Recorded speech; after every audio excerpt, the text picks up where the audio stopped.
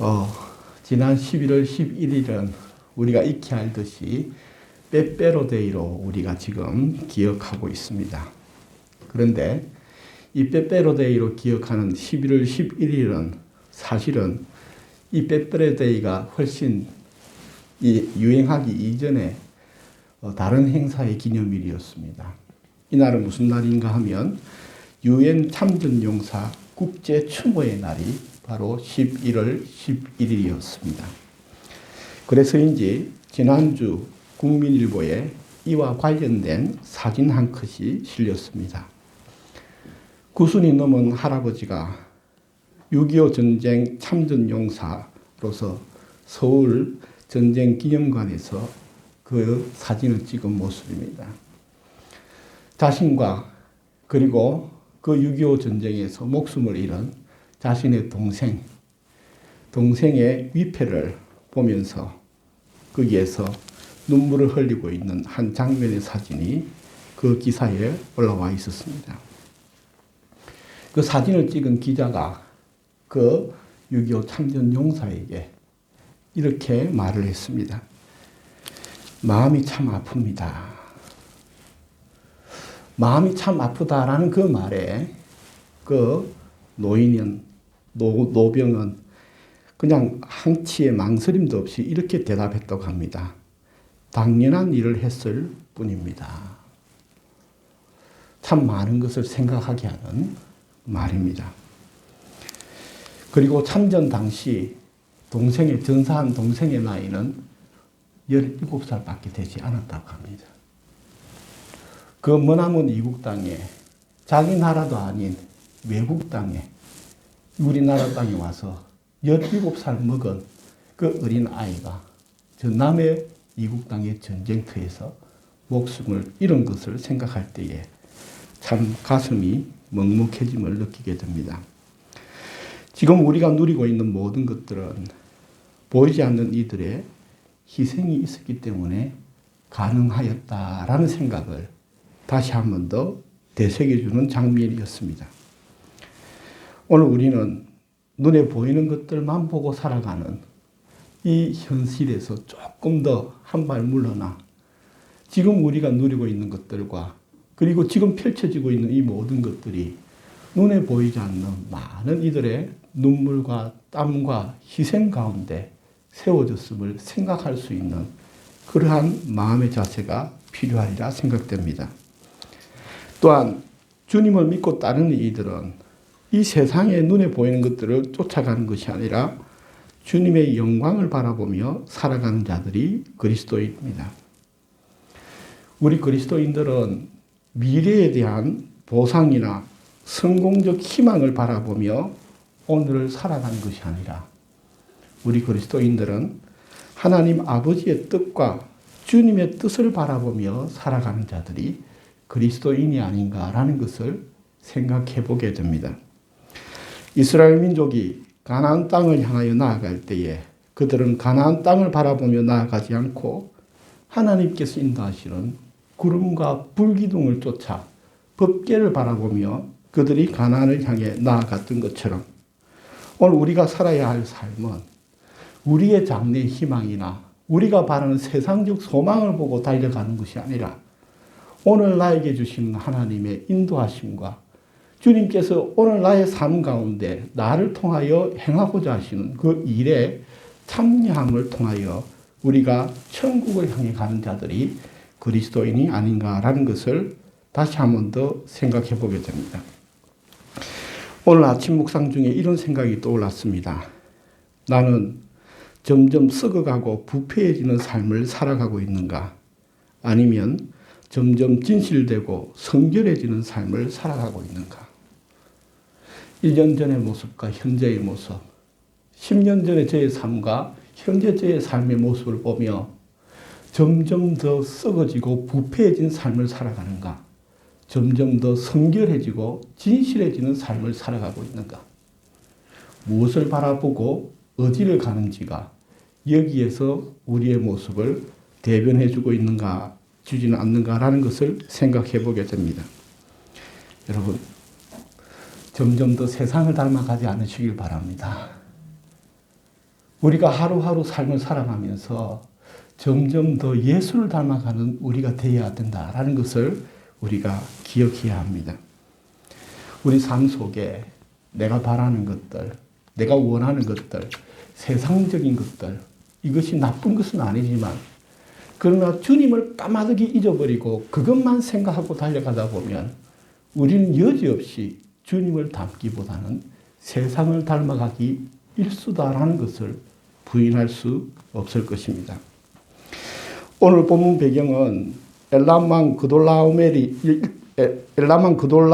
일당에게 이 아브라함의 조카 롯이 포로로 잡혀갔습니다.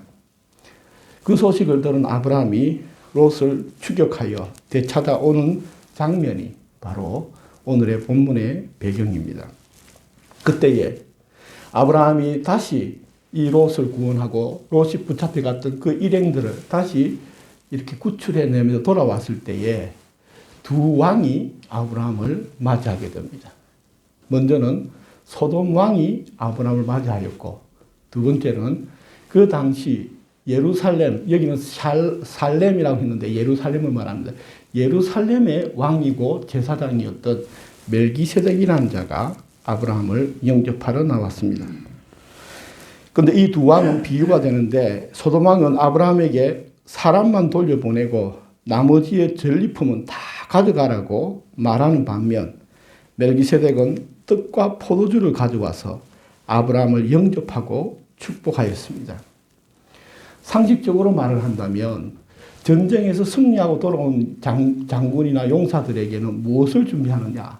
떡과 물을 준비합니다. 왜? 전쟁을 하느라 배고팠고 전쟁을 하느라 목말랐기에 그 대접하는 것은 떡과 물을 가져와서 이 전쟁에서 돌아온 병사들에게 대접을 하는 것이 통상적인 관례인데 이 멜기세덱은 놀랍게도 떡과 물이 아닌 포도주를 가지고 왔다라는 것이죠.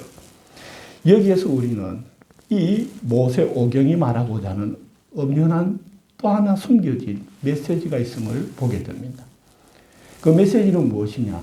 바로 아브라함이 싸웠던 이 전쟁은 단순히 이권을 다투는 전쟁이 아니라 물과 포도주를 가지고 온 이 살렘왕 멜기세덱 이 대제사장은 이 떡과 포도주를 가지고 와서 이 아브라함의 전쟁이 이권을 다투는 인간의 육적인 전쟁이 아닌 한 영혼과 잃어버렸던 영혼을 찾아오는 하나님의 거룩한 성사임을 내포하고 있는 것을 우리가 알 수 있습니다. 창세기 14장은 아브라함의 승리를 기록하고 있지만 그러나 14장의 핵심은 아브라함의 승리가 아니라 아브라함이 승리한 이후가 바로 이 창세기 14장이 말하는 핵심에 해당합니다. 아브라함은 승리의 전리품 모두를 소돔 왕에게 다시 되돌려 줘 버립니다. 네가 다 가져라 했는데 그것을 싹 다 돌려줘 버립니다. 돌려주는 이유는 우리가 성경에서 볼 수 있듯이 이 소돔 왕으로 말미암아 아브라함 자신이 치부하였다라는 소리, 그러한 오해를 남기지 않기 위함입니다. 이 속에는 무슨 말이 들었느냐? 이 소돔 왕은 시키지 않았지만 아브라함이 다시 가서 그 모든 것을 빼앗아 왔을 때에 소돔 왕은 아브라함을 어떻게 생각했느냐? 돈을 주고 산 용병 취급을 한 것이에요. 그러니까 네가 우리를 위해 전쟁을 치렀으니 거기에 대한 값을 네가 가져가라. 용병 취급을 한 것이죠. 그러나 아브라함은 그 전쟁을 치르는 비용, 경비 외에 나머지 모든 것은 돌려줌을 통해 나는 당신의 병사나 용병이 아니라 하나님의 사람임을 확정하는 태도임을 보게 됩니다. 여러분, 많은 전리품이 있었을 것으로 예상이 됩니다. 우리가 금은 보화, 보물들을 보게 되면 그래, 내가 수고했으니 내가 가질 자격이 있다라고 얼마든지 취할 수 있었을 것입니다. 그러나 아브라함은 자신이 하는 이 일이 오늘 멜기세덱이 떡과 포도주를 가져온 것처럼 자신의 부를 위하여, 자신의 성공을 위하여 싸운 전쟁이 아니라 하나님께서 명령하신 롯을 구출해오라는 하나님의 구원의 사명을 가지고 싸웠던 거룩한 성사임을 고백하고 있었던 것이죠. 그리고 오늘 여기에서 이제 핵심되는 오늘 우리가 읽었던 본문에 해당하는 이 멜기세덱이 아브라함을 맞이하고 영접하면서 오늘 19절에 이렇게 이야기합니다. 아브라함에게 축복하여 이르되 천지의 주제이시여 지극히 높으신 하나님이여 아브라함에게 복을 주옵소서. 창세기에서 하나님의 이름이 몇 가지가 등장을 합니다. 그런데 그 중에 아주 독특한 이름 하나가 등장하는데 바로 오늘 여기에서 지극히 높으신 하나님. 이 말이 바로 오늘 제목인 엘 엘리온입니다. 지극히 높으신 하나님. 여기서 이 지극히 높으신 하나님이다라는 것은 무엇이냐? 아브라함은 전쟁을 우리가 볼 때는 전쟁을 치는 것 같지만 사실은 아브라함은 하나님의 성사를 행한 자로서 그의 이 전쟁은 하나님께 드리는 예배였음을 상상해 볼 수 있습니다. 그리고 하나님께 속한 자로서 아브라함은 이 멜기세덱에게 무엇을 주느냐? 11조를 드리는 것을 보게 됩니다. 뜬금없는 이야기들입니다. 전쟁에서 돌아왔는데 떡과 포도주를 가져와서 제사를 드리는 이 헌물을 가져오게 되고 또한 전쟁에서 돌아와서 이 제사에 드리는 헌물 속에 11조를 드리는 이 모습을 보면서 이 일은 통상적인 우리의 일반 상식과는 전혀 다른 이야기로 흘러가고 있는 것을 보게 되는 것이죠. 오늘 우리의 삶은 먹고 사는 것에 초점이 맞춰져 있지 않음을 기억하십시오. 먹고 사는 것이 소중하지 않다라는 말이 아닙니다. 오늘 우리 그리스도인들은 세상 사람들, 하나님을 믿지 않고 하나님을 모르는 자들 같이 우리가 수고하고 일하고 노동하고 하는 모든 것들이 그냥 우리의 육신에 먹을 것을 위하여, 육신의 부를 위하여, 개인의 명예와 성공을 위하여 하는 일로 끝나서는 안 된다라는 사실을 가르쳐 주고 있습니다. 우리가 이 땅에서 부지런히 일을 해야 되고 육신의 일을 쉬지 않고 해야 되며 또한 그 누구보다도 착실하고 성실하게 해야 하지만 그 일이 먹고 사는 일로서 끝나게 된다면 그 모든 일들이 참 수고는 많이 하였으나 가치는 떨어지는 형국에 놓이게 됨을 말해주고 있는 것이죠. 오늘 그리스도인은 하나님의 예배자임을 기억하십시다. 우리가 주님의 일을 한다는 것이 꼭 목회자가 되어서 이 설교를 하거나 성경을 가르치는 이것만이 주의 일이 아닙니다. 내 삶의 자리에서 내 욕심을 채우고 나의 목적을 달성하는 것이 아닌 내 삶의 자리에서 누군가를 위하고 누군가를 돌보고 누군가를 섬기고 누군가를 사랑하고 누군가를 돕는다면 그 일을 통하여서 하나님의 거룩한 성사, 정말 자기를 배신하고 떠나갔던 롯까지도 아브라함은 하나님이 달려가라고 하시니 달려가서 목숨 걸고 그 조카 롯을 구해오는 그 일은 자기를 위한 일이 아니라 하나님의 뜻을 이루는 일이었음을 말해주고 있는 것이죠. 오늘 이 본문을 읽으면서 오해하지 않으시길 바랍니다. 지극히 높으신 하나님이라는 것은 우리가 나가서 싸우기만 하면 이기게 해주시는 하나님을 말하지 않습니다. 우리가 하는 것마다 성공하고 형통하게 술술 풀리게 되는 그 하나님을 말하는 것이 아니라 우리에게 주어진 삶 속에서 진실되이 하나님을 섬기듯이 그 일들을 섬기며 나아갈 때에 우리를 통하여 하나님은 지극히 높으심을 받으시는 하나님임을 말씀해 주고 있는 것입니다. 자기를 높이는 삶이 아닙니다. 육신을 위하여서 먹을 것을 위하여 사는 자들은 자기를 위해 사는 자들이기에 자기를 높이는 삶을 살 수밖에 없습니다. 그러나 우리가 주어진 이 삶이 주님께서 우리 코에 생기를 불어넣으신 이 주님의 생명을 받은 자로서 주님의 맡기신 그 일을 오늘 하루 나에게 주어진 그 일을 내 욕심을 챙기는 것이 아니라 주님이 주신 사명으로 그 일을 섬기고 감당해 낸다면 그 삶을 통해 주님은 지극히 높임을 받으신다라는 것입니다. 그래서 멜기세덱은 아브라함을 축복하면서 지극히 높으신 하나님이여 라고 말을 하며 아브라함이 하나님을 높였음을 기뻐 찬양하고 있다라는 것입니다. 박노해 시인이 이런 시를 지었습니다. 길 잃은 날에 지혜라는 시를 지었는데 시의 내용은 이렇습니다. 큰 것을 잃어버렸을 때는 작은 진실부터 살려가십시오. 큰 강물이 말라갈 때에는 작은 물길부터 살펴주십시오. 꽃과 열매를 보려거든 먼저 흙과 뿌리를 보살펴 주십시오. 비록 오늘 앞이 안 보인다고 해도 그저 손 놓고 흘러가지 마십시오. 현실을 긍정하고 세상을 배우면서도 세상을 닮아가지는 마십시오. 세상을 따라가지 마십시오. 작은 일, 작은 오름, 작은 차이, 작은 진보를 소중히 여기십시오. 작은 것 속에 이미 큰 길로 나가는 빛이 있고 큰 것은 작은 것들을 비추는 방편일 뿐입니다.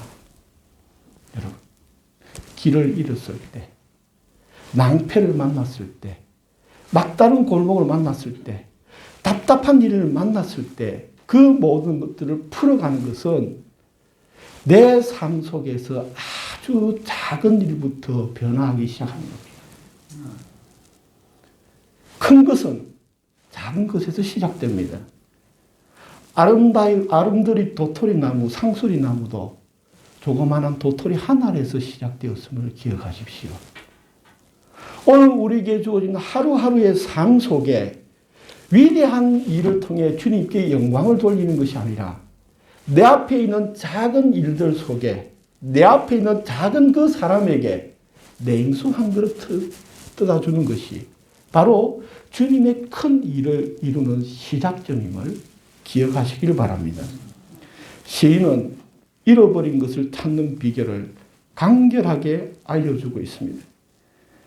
이 비유를 통해 우리는 정말 이 새로운 아이디어를 얻게 되는데 시인은 이렇게 말합니다. 큰 것은 모두 작은 것에서 비롯됨을 말해주고 있고 이 시를 통해 꽃과 열매는 흙과 뿌리에서 시작됨을 말해주며 세상을 잘 살아가려면 세상을 닮지 말라고 충고하고 있습니다. 이 모든 것들이 역설적인 것 같지만 가만히 들여다보면 여기에 비밀의 열쇠가 있음을 보게 되는 것입니다. 우리가 삶에서 길을 잃게 되는 이유는 작은 것들을 소홀히 여기기 때문입니다. 우리가 삶에서 길을 잃게 되는 이유는 보이지 않는 것들을 무시하며 살아가기 때문입니다. 우리가 삶에서 길을 잃게 되는 이유는 주님을 닮지 않고 세상을 닮아가기 때문에 길을 잃어버리게 되는 것입니다. 오늘 이 엘엘리온이라는 이 말을 멜기세덱이 하였다면 또 다른 구약 성경에서 또 한 사람의 왕이 엘엘리온이라고 외치는 장면이 기록되어 있습니다. 그 왕은 누구냐 하면 바로 바벨론의 왕이었던 느부갓네살 왕입니다. 이 느부갓네살 왕은 다니엘의 예언대로 교만해짐으로 말미암아 그는 정신병에 걸리고 맙니다. 그리고 정신병에 걸려서 7년 동안 산에 이 들의 들소와 같이 살아가다가 7년이 지난 다음에 제정신이 돌아와 이렇게 노래를 부릅니다. 그 기한이 참에 나 느부갓네살이 하늘을 우러러 보았더니 내 총명이 다시 내게로 돌아온지라. 이에 내가 지극히 높으신 자에게 감사하며 영생하시는 자를 찬양하고 존경하였노니 그 권세는 영원한 권세요 그 나라는 대대로 이르리로다. 다니엘서 4장의 느부갓네살의 고백입니다. 느부갓네살은 스스로 높이는 자였습니다. 그러나 이제 정신을 다시 차리고 그는 다시 이렇게 이야기합니다. 지극히 높으신 자를 찬양하고 있는 것입니다. 여러분, 자기를 높이는 삶은 결국은 정신병자와 같은 삶입니다. 하나님을 높이는 자가 진정으로 총명한 자입니다. 오늘 엘리온이라고 외쳤던 그 멜기세덱과 세상의 모든 것에 정점을 찍었던 자기 숭배의 끝판왕이었던 느부갓네살의 회심의 노래는 바로 지극히 높으신 하나님이었습니다. 모든 신위에 뛰어나시며 세상의 모든 통치자들을 다스리시는 분이 바로 엘리온입니다.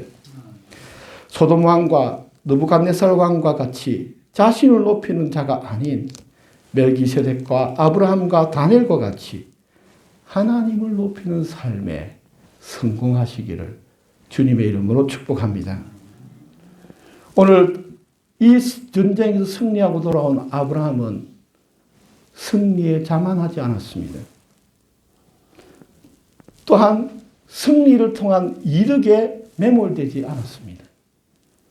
오히려 이 모든 일들이 주님의 뜻 가운데 주님의 일을 행한 것이었기에 모든 것이 자기의 영광이 아니라 하나님 아버지의 영광이 되기 위해 자신의 모든 인간적인 욕심과 욕망들을 내려놓았습니다. 그리고 겸허히 이 모든 전쟁을 수행하고 마친 다음에 멜기세덱에게 10분의 1을 드리면서 저는 하나님의 종이요 하나님의 백성임을 고백하였던 것입니다. 오늘 우리 그리스도인은 성공자가 되는 것이 아닙니다. 우리 그리스도인은 성공자가 아닌 예배자가 되어야 합니다. 우리 그리스도인은 승리자가 아닌 순종하는 자가 되어야 함을 다시 한 번 더 배우게 됩니다. 우리 자신에게 주어지고 또한 오늘 이 시간 우리의 삶 가운데 그리스도인으로서 살아야 할 큰 삶, 위대한 삶, 대단한 삶이 아니라 그리스도인으로서 살아야 할 당연한 그 삶을 살아내는 그러므로 모든 것의 근원이 되시고 지극히 높으신 하나님의 살아계신 증인들이 되는 복된 우리의 삶을 통해 엘리온의 하나님이 증거되기를 주님의 이름으로 축복합니다. 기도드리겠습니다.